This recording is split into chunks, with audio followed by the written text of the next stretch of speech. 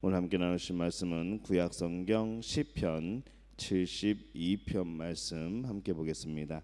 제 성경으로는 구약성경 853페이지입니다. 시편 72편 말씀.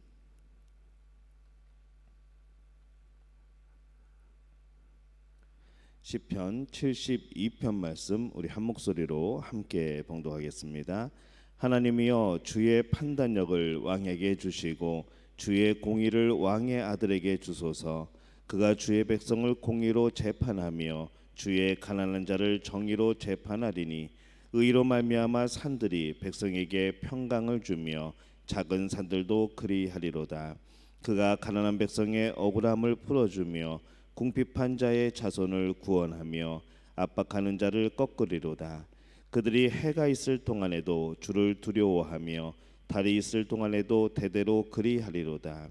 그는 뱀풀 위에 내리는 비같이 땅을 적시는 소낙비같이 내리리니 그의 날에 의인이 흥왕하며 평강의 풍성함이 달이 닿을 때까지 이르리로다.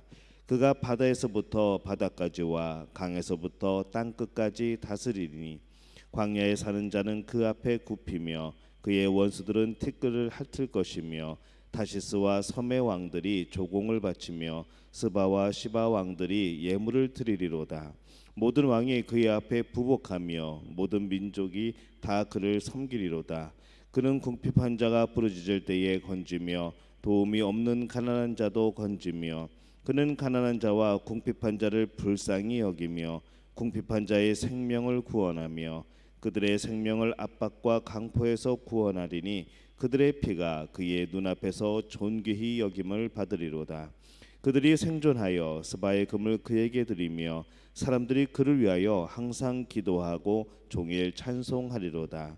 산 꼭대기의 땅에도 곡식이 풍성하고 그것의 열매가 레바논같이 흔들리며 성에 있는 자가 땅의 풀같이 왕성하리로다. 그의 이름이 영구하며 그의 이름이 해와 같이 장구하리로다. 사람들이 그로 말미암아 복을 받으리니 모든 민족이 다 그를 복되다 하리로다. 홀로 기이한 일들을 행하시는 여호와 하나님 곧 이스라엘의 하나님을 찬송하며 그 영화로운 이름을 영원히 찬송할지어다. 온 땅에 그의 영광이 충만할지어다. 아멘. 아멘.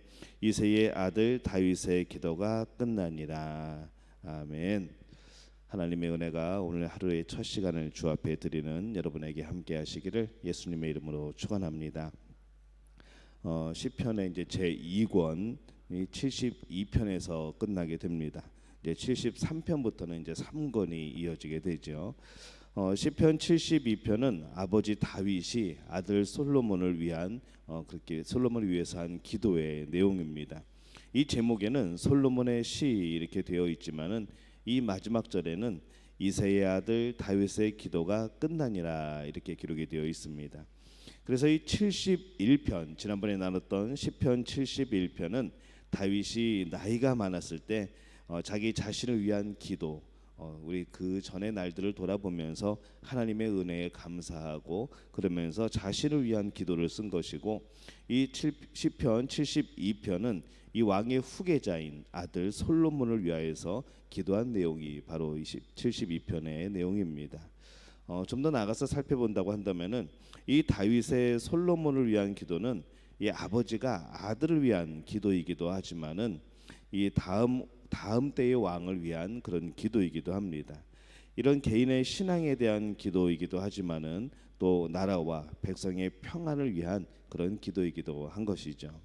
그래서 이 72편은 다윗 왕이 아들 솔로몬에게 왕위를 넘겨주면서 이 솔로몬이 하나님의 뜻에 맞는 그런 정치를 할 수 있도록 이렇게 간절하게 기도했던 것을 이 솔로몬이 나중에 기억을 하고 옮겨 적은 것이라 그렇게 생각해 볼 수 있습니다. 우리가 한 가지를 더 생각해 본다고 한다면은 이 하나님의 판단력, 하나님의 공의, 의로 말미암은 평강, 이 구원, 이런 단어들을 한번 생각해 본다고 한다면은 이 다윗은 자신이 다스렸던 이스라엘이 아들 솔로몬 시대에도 평안하고 또 번영하기를 그런 기도한 내용이 있고, 또 그 후손에 이르기까지 장차 도래할 그런 메시아의 왕국에 대한 그런 영광스러움을 찬양하고 있는 것이죠. 메시아가 다스리는 나라, 하나님의 나라를 떠올리게 하는 겁니다. 이 먼저 다윗이 소망한 그 나라는 바로 공의가 지배되는 그런 나라입니다. 그래서 아들 솔로몬을 위해서 기도할 때에 1절에 주의 공의를 왕의 아들에게 주소서라고 했고, 또 2절에 그가 주의 백성을 공의로 재판하며 주의 가난한 자를 정의로 재판하리니라고 이렇게 말씀을 하고 있습니다. 이 다윗의 이런 기도를 잘 알았던 이 솔로몬이 이 하나님이 주신 지혜, 이 공의로서 나라를 다스리고 통치하기를 또 원하게 되는 것이죠. 그래서 이 솔로몬은 왕이 되자마자 제일 먼저 일천번제를 하나님 앞에 드리면서 하나님께 지혜를 구합니다. 또 그 지혜로 공의롭게 나라를 다스리려고 노력을 하였습니다. 하지만 이 솔로몬의 마음이 변하죠. 처음에는 정말 하나님의 뜻에 맞게 그렇게 뜻에 합당하게 그렇게 치리하고 살려고 했지만은 이 후대에 가서는 점점 이 하나님께서 주신 이 지혜를 하나님을 위해서 사용하는 것이 아니라 바로 자기의 명예 또 자기의 기쁨을 위해서 사용하게 되는 그런 모습으로 변하게 됩니다. 결국 이스라엘을 분열시키게 되죠. 또 이방 여인을 첩으로 들여서 우상을 드리우게 만드는 그런 통로가 되게 만듭니다. 그래서 이 하나님 앞에 죄를 범하게 됩니다. 그래서 이처럼 인간이 다스리는 이 세상은 완전한 공의가 시행되기가 어렵습니다. 아예 완전한 공의가 실현되지 못한다고 봐야죠. 그렇기 때문에 이 흠없고 완전한 공의는 결국 우리 주님이 다스리시는 바로 그 나라에서만 가능한 겁니다. 주의 백성을 공의로 판단하며 주의 가난한 자를 정의로 재판하시는 분, 바로 이 성경이 말씀하시는 그분은 예수 그리스도밖에 없는 것이죠.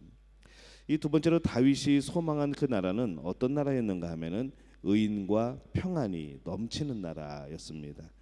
이 하나님을 섬기는 의로운 백성이 넘쳐나는 나라가 바로 장차 임할 하나님의 나라입니다. 그 나라는 우리 7절에서 보듯이 그의 날에 의인이 흥왕하여 평강의 풍성함이 달이 닿을 때까지 이르리로다, 이렇게 고백을 하고 있습니다. 아직은 그 나라가 우리에게 완전히 세워지지 않았지만은 그리스도께서 우리 안에 계셔서 우리를 다스릴 때에 우리는 그 기쁨, 그 평강을 맛보고 살아가는 것이죠. 하지만 예수님이 다시 오시는 그날에 우리는 이 맛본 것을 우리가 진정으로 아마 풍성하게 누리게 될 겁니다. 이 다윗의 기도는 결국 메시아를 통해서 완전하게 이루어집니다. 예수님께서 이 세상에 오셔서 이 세상을 평강과 의로 대하십니다. 그 결과 11절 말씀같이 모든 왕이 그의 앞에 부복하며 모든 민족이 다 그를 섬기게 될 것이다, 이렇게 말씀한 것처럼 바로 지금 우리가 그런 시대에 살아가고 있는 것이죠. 또 예수님이 다시 오실 그날에는 정말로 모든 왕이 또 모든 민족이 다시 한번 예수 그리스도를 섬기게 되는 그런 놀라운 역사가 나타나게 될 줄로 압니다. 이 세 번째로 이 다윗이 소망한 나라는 어떤 나라였는가 하면은 국률이 풍성한 나라입니다. 의로 통치하는 왕은 국률이 풍성하신 분인 거죠. 12절에서 13절까지의 말씀 보면은 그는 궁핍한 자가 부르짖을 때에 건지며 도움이 없는 가난한 자도 건지며 그는 가난한 자와 궁핍한 자를 불쌍히 여기며 궁핍한 자의 생명을 구원하며, 이렇게 말씀을 합니다. 주님께 나오는 자는 바로 주님이 외면하지 않으십니다. 우리가 어떠한 모습이든지 어떠한 상황이든지 우리가 주님 앞으로 나오게 될 때에 주님은 우리를 품으시고 또 용서하시고 우리를 붙드시는 줄로 믿습니다. 그런 국률이 나타나는 나라, 국률이 풍성한 나라, 이 우리도 이 그리스도의 국률을 입은 사람들 중에 하나이죠. 그래서 주의 자녀가 되었고 모든 죄와 이 저주에서 벗어나서 이 하나님의 자녀라는 이 놀라운 신분의 축복, 또 이 평안을 우리는 선물로 받았습니다. 여러분의 가정에 또 이웃에 그리스도의 그런 자비하심, 또 그리스도의 은혜, 그 사랑, 그것이 풍성하게 임하게 되시기를 예수님의 이름으로 축원합니다. 네 번째로 이 다윗이 소망한 나라는 장구하고 복된 나라입니다. 그리스도께서 통치하시는 이 하나님의 나라는 한순간으로 끝나는 것이 아니죠. 우리는 대통령 하면은 몇 년 안에 끝납니다. 하지만은 이 하나님이 예수 그리스도가 통치하는 그 나라는 영원한 나라입니다. 17절에 보면은 그의 이름이 영구하며 그의 이름이 해와 같이 장구하리로다. 사람들이 그로 말미암아 복을 받으리니 모든 민족이 다 그를 복되다 하리로다. 이렇게 했습니다. 이 그 나라는 모든 것이 풍성하여서 부족함이 없고 또 권력 다툼도 또 중상이나 모략도 없는 그런 나라인 것이죠. 이 성도들은 이 세상의 삶에 대해서 관심을 가지고 이 세상에 대해서 많이 애를 쓰고 있지만은 정말 성도가 신경 쓰고 살아야 될 것은 어디인가? 관심을 가지고 살아야 될 것은 어디인가 하면은 바로 이 하나님의 나라입니다. 그리스도께서 십자가에 달리신 것은 하나님 나라의 의를 여러분 각자에게 이루시기 위함입니다. 또 그 나라의 백성으로 만드시기 위함인 것이죠. 그리고 승천하시면서 우리 모두에게 명령을 하십니다. 너희는 가서 모든 족속으로 제자를 삼아 아버지와 아들과 성령의 이름으로 세례를 주고 내가 너희에게 분부한 모든 것을 가르쳐 지키게 하라라고 말씀을 합니다. 이 명령에 순종하는 자가 바로 하나님의 나라를 위하여서 사는 사람들이고 또 그리스도의 십자가의 길을 실천하며 사는 사람들의 모습입니다. 우리는 어떤 모습으로 살아가고 있습니까? 예수님이 맡겨주신 지상 명령을 기억하고 있습니까? 또 오늘 살아가면서 우리는 어떤 하나님의 나라를 그려가고 있습니까? 이 땅에서 사는 동안에 하나님의 공의, 평강과 긍휼이 넘쳐나기를 위해서 여러분 기도하시기를 바랍니다. 하나님의 나라, 하나님의 의를 구하며 우리는 살아야 합니다. 여러분의 사업, 직장, 또 가정의 모든 일이 바로 하나님 나라와 그의 의에 맞춰져서 살아가게 되는 것, 그것이 경영해지게 되는 것, 바로 이것이 정말로 복된 삶이고 하나님이 기뻐하는 삶인 줄로 믿습니다. 오늘 72편 말씀을 보면서 이 다윗이 솔로몬을 위하여서 한 기도이기도 하지만은 이 기도를 우리가 살펴보면서 역시 우리의 주인은, 역시 우리의 왕은 예수 그리스도라는 그런 확신이 듭니다. 오늘 우리가 이 말씀을 통하여서 우리가 그런 확신을 얻듯이 또한 다시 한번 이 하나님의 나라에 대한, 하나님이 다스리는 것에 대한 이 영광됨과 이 복됨을 우리가 깨닫게 되게 될 때에 바로 우리의 삶의 모든 것들이 하나님이 다스리시는, 하나님이 임재하시는 바로 그런 삶이 되시기를 다시 한번 바라게 됩니다. 다시 한번 우리 믿음의 가족들의 모든 삶이 하나님의 영광 가운데 풍성한 복이 임하게 되시기를 예수님의 이름으로 축원합니다. 우리말 성경으로 제가 한번 읽어보겠습니다. 하나님이여 주의 판단력을 왕에게 주시고 주의 공의를 왕의 아들에게 주소서. 그가 주의 백성을 공의로 재판하며 주의 가난한 자를 정의로 재판하리니 공의로 말미암아 산들이 백성에게 평강을 주며 작은 산들도 그리하리로다. 그가 가난한 백성의 억울함을 풀어주고 궁핍한 자의 자손을 구원하며 압박하는 자를 꺾으리로다. 그들이 해가 있을 동안에도 주를 두려워하며 달이 있을 동안에도 대대로 그리하리로다.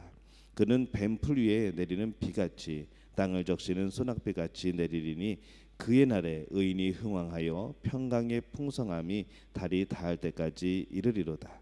그가 바다에서부터 바다까지와 강에서부터 땅끝까지 다스리니 광야에 사는 자는 그의 앞에 굽히며 그의 원수들은 티끌을 핥을 것이며 다시스와 섬의 왕들이 조공을 바치며 스바와 시바의 왕들이 예물을 드리리로다. 모든 왕이 그의 앞에 부복하며 모든 민족이 다 그를 섬기리로다. 그는 궁핍한 자가 부르짖을 때에 건지며 도움이 없는 가난한 자도 건지며 그는 가난한 자와 궁핍한 자를 불쌍히 여기며 궁핍한 자의 생명을 구원하며 그들의 생명을 압박과 강포에서 구원하리니 그들의 피가 그의 눈앞에서 존귀히 여김을 받으리로다. 그들이 생존하여 스바의 금을 그에게 드리며 사람들이 그를 위하여 항상 기도하고 종일 찬송하리로다. 산꼭대기의 땅에도 곡식이 풍성하고 그것의 열매가 레바논같이 흔들리며 성에 있는 자가 땅의 풀같이 왕성하리로다. 그의 이름이 영구하며 그의 이름이 해와 같이 장구하리로다. 사람들이 그로 말미암아 복을 받으리니 모든 민족이 다 그를 복되다 하리로다. 홀로 기이한 일들을 행하시는 여호와 하나님 곧 이스라엘의 하나님을 찬송하며 그 영화로운 이름을 영원히 찬송할지어다. 온 땅에 그의 영광이 충만할지어다. 아멘 아멘. 이새의 아들 다윗의 기도가 끝나니라. 이렇게 여기서 이 말씀에서 소망하는 그런 아름다운 하나님의 나라가 여러분의 삶 가운데에 이루어지게 될 줄로 믿습니다.